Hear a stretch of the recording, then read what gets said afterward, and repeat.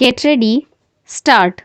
Sir, this volume, the progress report for the year 2003-2004, is before the House, and members will have discovered for themselves that this volume is replete with useful information. It consists of a large volume of facts and figures, and it is hardly necessary for me to make a lengthy introduction. This report is the basis of discussion now. I would make only one request to honorable members. They will have a lot to say about the various aspects of our economic situation and economic progress of the country. We would welcome all that. They are entitled to make an appraisal of the activities. Let it be a critical appraisal, and I hope, sir, that it will also be a fair appraisal. In doing so, we will have to think not of today, not of the conditions in which we are functioning, but we have to take our minds back to the days when the idea of a plan took shape, when the proposals that are now before us and the action that has been taken on them was conceived of. What were those conditions? It will be very easy for all of us to recall the days of anxiety through which we were passing then. We were not sure of our food supplies for the next month. We were, as some people said, living from ship to mouth. We had a certain nervousness about our food supply. We had one on account of frantic demands from all parts of the country to move food from one part to another and rush it to places where stocks were low. We had to import large quantities, spending large amounts of foreign exchange. We had also to give heavy subsidies, and yet people were not satisfied, and they could not be. There were controls, and there were difficulties experienced by many people. The quantities consumed then were low relatively to what a normal human being must consume. Sir, this was the situation in respect of food and in respect of other consumer goods. Also, cloth was so difficult to obtain even to cover the minimum needs of an ordinary family. We had difficulties in other directions also, difficulties about transport and so on. And then it was in those very days that the problem of rehabilitation of displaced persons was prominent.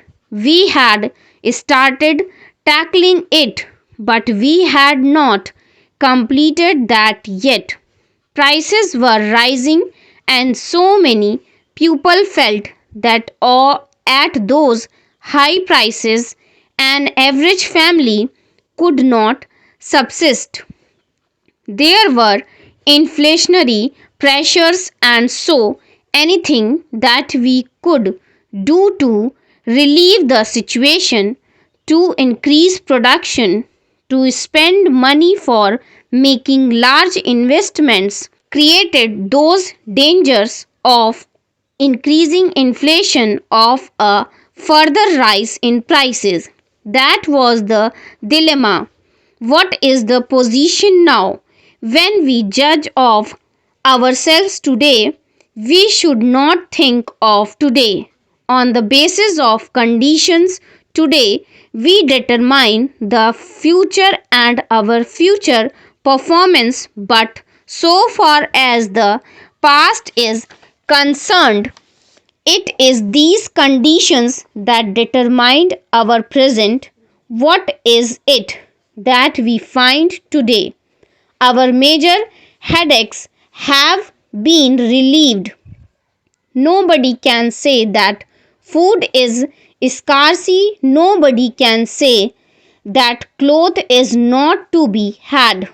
In the matter of transport, we have greatly imported, and our position in several other directions has also improved.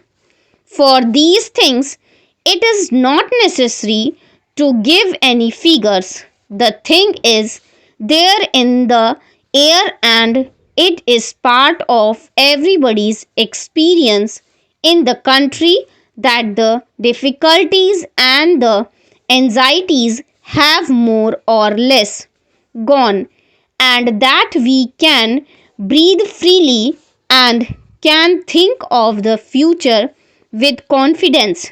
The chief difficulty both in industry and in agriculture was, of course, that there was not enough production. We were faced with the spectacle of high prices and scarcity of food, etc. Also, our industries were not running full capacity, existing capacities were not being utilized. In the case of several industries, we were using only a part of that capacity. Therefore, agriculture was the key to the whole situation. We must produce more raw materials in order to run our industries well. Sir, this is what we started doing.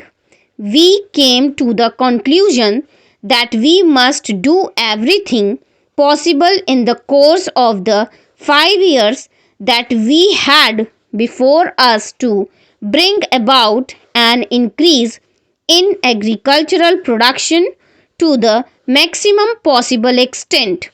We made up our minds that we will free ourselves from the necessity of importing food from outside countries. We wanted to be relieved of the of this dependence. Sir, we have succeeded in that. But for doing that, we had also to decide that the major part of our resources should be applied to this sector, and we decided to increase irrigation facilities, major and minor. We decided to make programs for giving more fertilizers, manures, improved seeds, and reclamation of wasteland.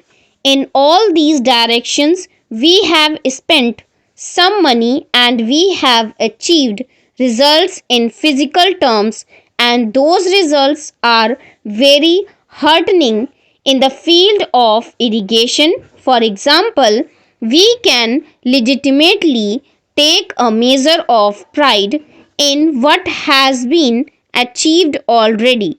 By the end of this year, the area irrigated by projects is expected to exceed 5 million acres. The River Valley projects, which had been begun before the plan, are now making rapid progress. Work on the new River Valley schemes, which were included in the plan for the first time, such as the Chambal, the Kosi, and the Tungabhadra, has also begun. On the Kosi, preliminary work has been completed and construction is about to begin. Some members were anxious about Kosi. Estimates of about 7 or 8 crores of rupees have been sanctioned and all preliminary work has been completed. I may tell them that in a few days construction will be taken in hand. At the Kosi project, we also hope to witness the heartening spectacle of large scale public participation. Full stop.